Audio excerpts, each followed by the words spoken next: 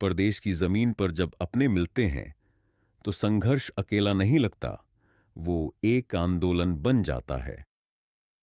नमस्कार दोस्तों, स्वागत है द भारत डायलॉग्स में, जहां हम सुनते हैं भारत के महान आत्माओं की सच्ची कहानियां। आज हम पढ़ रहे हैं गांधी जी की आत्मकथा सत्य के प्रयोग का अध्याय 37, हिंदुस्तानियों से परिचय। इस अध्याय में गांधी जी पहली बार दक्षिण अफ्रीका में बसे भारतीयों से गहराई से मिलते हैं। उनकी हालत, उनकी सोच और उनका आत्मविश्वास, सब कुछ गांधी जी को भीतर तक झकझोर देता है।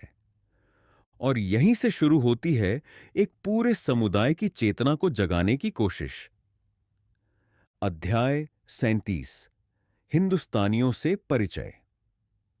ईसाई संबंधों के बारे में अधिक लिखने से पहले उसी समय के दूसरे अनुभवों का उल्लेख करना आवश्यक है। नेताल में जो स्थान दादा अब्दुल्ला का था, प्रिटोरिया में वही स्थान सेठ तैयब हाजी खान मोहम्मद का था। उनके बिना एक भी सार्वजनिक काम चल नहीं सकता था। उनसे मैंने पहले ही हफ्ते में जान पहचान कर ली। मैंने उन्हें बताया कि मैं प्रिटोरिया के प्रत्येक हिंदुस्तानी के संपर्क में आना चाहता हूं। मैंने हिंदुस्तानियों की स्थिति का अध्ययन करने की अपनी इच्छा प्रकट की और इन सारे कामों में उनकी मदद चाहिए। उन्होंने खुशी से मदद देना कबूल किया। मेरा पहला कदम तो सब हिंदुस्तानियों की एक सभा करके उनके सामने सारी स्थिति का चित्र खड़ा कर देना था।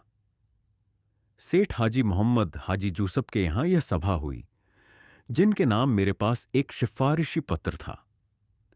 इस सभा में म्यामन व्यापारी विशेष रूप से आए थे। कुछ हिंदू भी थे। प्रिटोरिया में हिंदुओं की आबादी बहुत कम थी। यह मेरे जीवन का पहला भाषण माना जा सकता है। मैंने काफी तैयारी की थी। मुझे सत्य पर बोलना था। मैं व्यापारियों के मुंह से यह सुनता आ रहा था कि व्यापार में सत्य नहीं चल सकता। इन बात को मैं तब भी नहीं मानता था, आज भी नहीं मानता। यह कहने वाले व्यापारी मित्र आज भी मौजूद हैं कि व्यापार के साथ सत्य का मेल नहीं बैठ सकता। वे व्यापार को व्यवहार कहते हैं, सत्य को धर्म कहते हैं और दलील यह देते हैं कि व्यवहार एक चीज है, धर्म दूसरी। उनका यह विश्वास है कि व्यवहार में शुद्ध सत्य चल ही नहीं सकता। उसमें तो सत्य यथाशक्ति ही बोला बढ़ता जा सकता है। अपने भाषण में मैंने इस स्थिति का डटकर विरोध किया और व्यापारियों को उनके दोहरे कर्तव्य का स्मरण कराया। परदेश में आने से उनकी जिम्मेदारी देश की अपेक्षा अधिक हो गई है, क्योंकि मुट्ठी भर हिंदुस्तानियों की रहन सहन से हिंदुस्तान के करोड़ों लोगों को नापा तोला जाता है। अंग्रेजों की रहन सहन की तुलना में हमारी रहन सहन गंदी है, इसे मैं देख चुका था। मैंने इसकी ओर भी उनका ध्यान खींचा। हिंदू, मुसलमान, पारसी, ईसाई अथवा गुजराती, मद्रासी, पंजाबी, सिंधी, कच्छी, सूरती आदि भेदों को भुला देने पर जोर दिया। अंत में मैंने यह सुझाया कि एक मंडल की स्थापना करके हिंदुस्तानियों के कष्टों और कठिनाइयों का इलाज अधिकारियों से मिलकर और अर्जियां भेजकर करना चाहिए, और यह सूचित किया कि मुझे जितना समय मिलेगा उतना इस काम के लिए मैं बिना वेतन के दूंगा। मैंने देखा कि सभा पर मेरी बातों का अच्छा प्रभाव पड़ा। मेरे भाषण के बाद चर्चा हुई। कईयों ने मुझे तथ्यों की जानकारी देने को कहा। मेरी हिम्मत बढ़ी। मैंने देखा कि इस सभा में अंग्रेजी जानने वाले कुछ ही लोग थे। मुझे लगा कि ऐसे प्रदेश में अंग्रेजी का ज्ञान हो तो अच्छा है। इसलिए मैंने सलाह दी कि जिन्हें फुर्सत हो वे अंग्रेजी सीख लें। मैंने यह भी कहा कि अधिक उम्र हो जाने पर भी पढ़ा जा सकता है, और इस तरह पढ़ने वालों के उदाहरण भी दिए। और कोई क्लास खुले तो उसे अथवा छुटफुट पढ़ने वाले मिलें तो उन्हें पढ़ाने की जिम्मेदारी मैंने खुद अपने सिर ली। क्लास तो नहीं खुला, पर 3 आदमी अपनी सुविधा से और उनके घर जाकर पढ़ाने की शर्त पर पढ़ने के लिए तैयार हुए। इनमें 2 मुसलमान थे। 2 में से एक हज्जाम था और एक कारकुन था। एक हिंदू छोटा दुकानदार था। मैंने सबकी बात मान ली। पढ़ाने की अपनी शक्ति के विषय में तो मुझे कोई अविश्वास था ही नहीं। मेरे शिष्यों को थका माने तो वे थके कहे जा सकते हैं, पर मैं नहीं थका। कभी ऐसा भी होता कि मैं उनके घर जाता और उन्हें फुर्सत ना होती, पर मैंने धीरज न छोड़ा।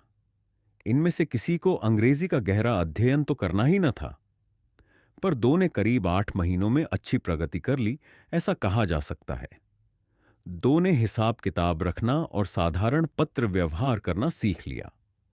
हज्जाम को तो अपने ग्राहकों के साथ बातचीत कर सकने लायक ही अंग्रेजी सीखनी थी।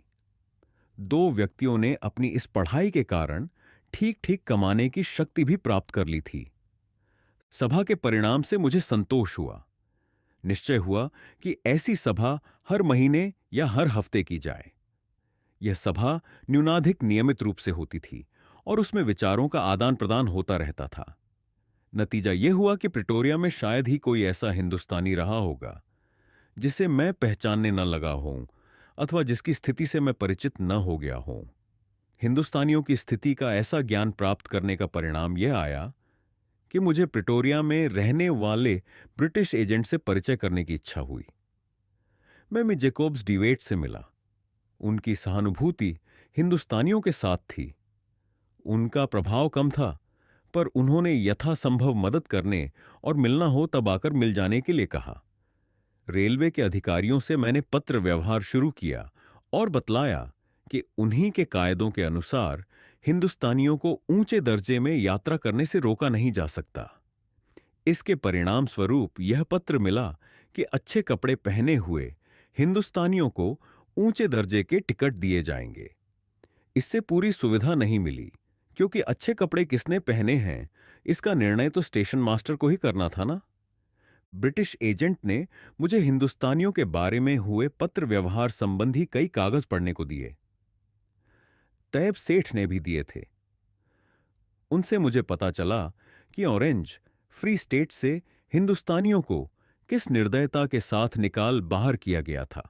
सारांश यह कि ट्रांसवाल और ऑन रेंज फ्री स्टेट के हिंदुस्तानियों की आर्थिक, सामाजिक और राजनीतिक स्थिति का गहरा अध्ययन मैं प्रिटोरिया में कर सका। इस अध्ययन का आगे चलकर मेरे लिए पूरा उपयोग होने वाला है, इसकी मुझे जरा भी कल्पना नहीं थी। मुझे तो 1 साल के अंत में अथवा मुकदमा पहले समाप्त हो जाए तो उससे पहले ही स्वदेश लौट जाना था, पर ईश्वर ने कुछ और ही सोच रखा था। तो दोस्तों, जब गांधी जी ने दक्षिण अफ्रीका में बसे हिंदुस्तानियों से मुलाकात की तो उन्हें समझ आया ये सिर्फ एक संघर्ष नहीं है, ये पूरे समुदाय की आवाज बनने का वक्त है। ये अध्याय उस पहले एहसास की कहानी है जब गांधी जी ने सिर्फ अपने लिए नहीं बल्कि अपने लोगों के लिए जीना शुरू किया।